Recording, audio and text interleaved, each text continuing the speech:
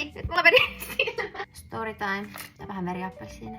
Mä kerron nyt tarinan siitä, kun mä tajusin, että mun koulumuistiinpanot oli tehty ihan väärin. No kynsiä, mä saan tätä kuorittua. Luokalla on aina se yksi tyyppi, jolla on semmoset ihan mega siistit muistiinpanot. Ja mulla todellakin oli semmoset mega siistit muistiinpanot.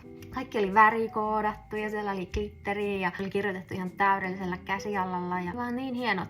Sitten tulikin koepäivä ja mä katson sitä koetta ja on ihan, että anteeksi, mitä? Mä en tajua tästä yhtään mitään. Mitä tässä niinku kysytään, mitä tässä haetaan? Pää lyö tyhjää. Mähän oon opiskellut monta tuntia, monta päivää näihin kokeisiin.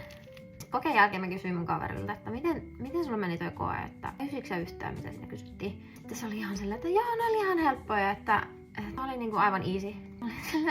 Excuse me? Miten niin oli easy? Et voiko sä näyttää sun muistiinpanot?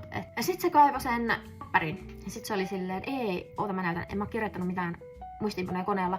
Mä oon käyttänyt tämmöstä opiskelusovellusta. Se sovellus tekee sille kysymyksiä, siltä voi kysyä itse ja se selittää ne asiat sulle silleen, että sä oikeesti ymmärrät ne. Sä saat sieltä tehtyä podcastin ja kuunneltua sitä sun koealuetta. Mitä hittoa?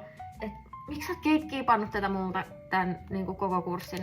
Mä oon käyttänyt niin hulluna aikaa, en oo oppinut mitään. Ja joo, mä vaan opiskelin silleen 2 päivää. Eka päivänä kävin sen koealueen läpi ja seuraavana päivänä ei pari tehtävää ja sit mä ootsin jo kaiken. Kiva. Kelpais. Mä opin sitten tästä mun virheestä. Muistiinpanot meni suoraan roskiin. Mä otin Astra AI:n käyttöön. Ja seuraava koe olikin sitten ihan 5/5. Jos sulla on kaveri, jolla on just tämmöiset hienot muistiinpanot, niin muista lähettää tätä video sille. Ne on hienot. Points for you, mutta et sä opi niistä mitään. Moikka!